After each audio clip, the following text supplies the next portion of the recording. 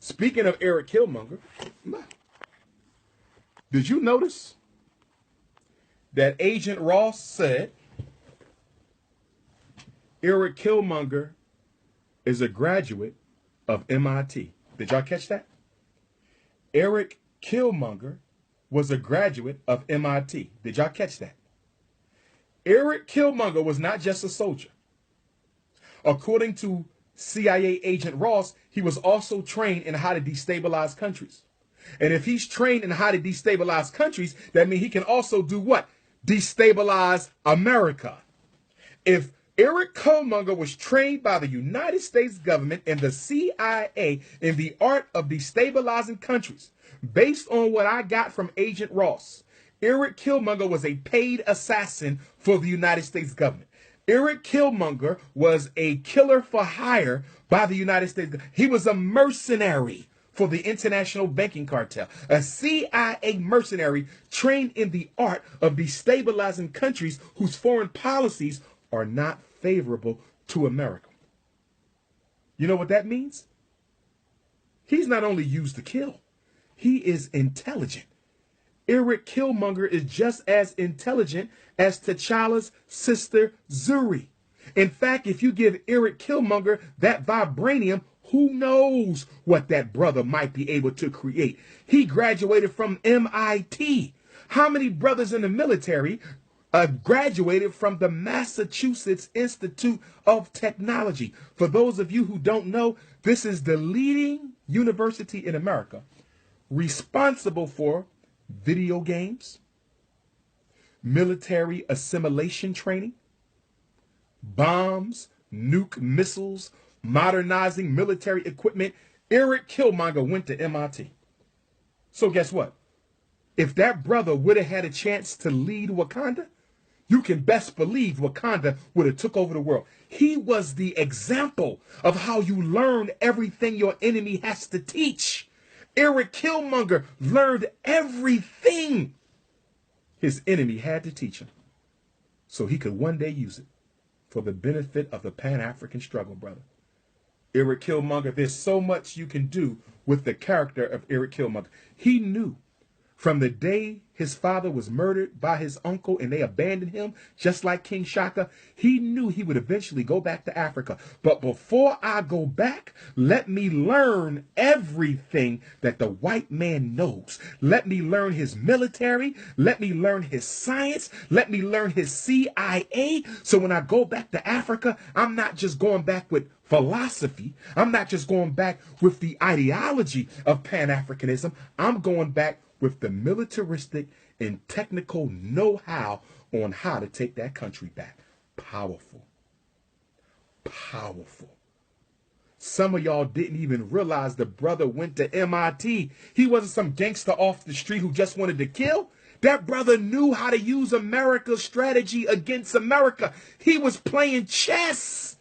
He was playing chess while T'Challa was playing checkers. He was playing chess while T'Challa was playing checkers. Under T'Challa, Wakanda gonna be gone. They done told that white man everything there is to know about their secrets. They would have never learned that stuff under Killmonger. Now I know what y'all gonna say. Y'all gonna say, but wait a minute, Doc. This brother shot his own girlfriend. He murdered the African priest. Forrest Whitaker stabbed him. He choked the sister responsible for cultivating the purple herb.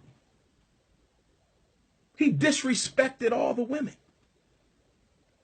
Of course, they had to write that into the script. If they did not write into the script Erik Killmonger's disrespect of everything African people hold sacred, he would have been the protagonist. They had to protect T'Challa as the protagonist. The CIA could not let a Pan-Africanist be the protagonist. In the first Marvel movie with a main black character, they couldn't allow that. So of course he shot his girlfriend. There they go again, symbolizing the black man's hatred for the black woman.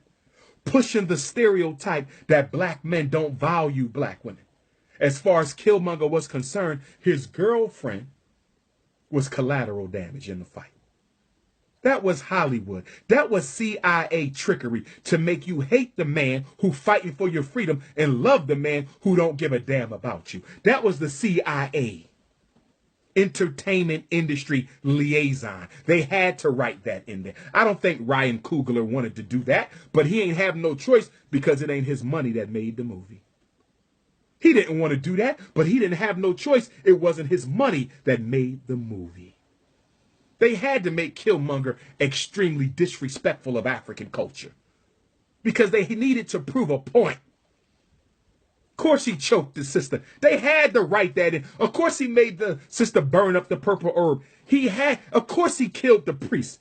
How you gonna kill an African priest and become king? That's ridiculous. African democracy is the king, okay, the elders, in the village itself.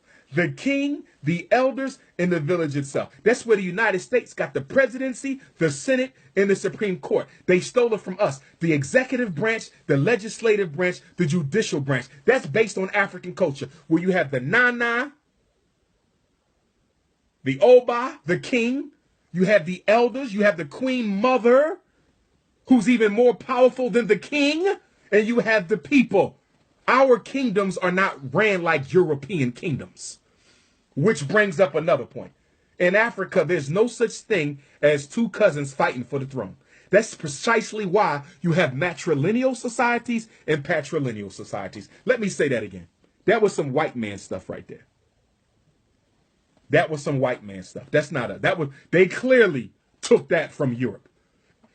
In Africa, you don't fight for the throne. It's a bloodline inheritance. In Africa, you do not fight for the throne. It is a bloodline inheritance. Matrilineal society means the mother's lineage is responsible for determining who the next king will be based on birth. Patrilineal society, the king's bloodline determines who will be the next king on birth. There is no fighting for the throne. Now, that was Hollywood. There is no fighting for the throne. So if there's no fighting for the throne, why was there fighting for the throne?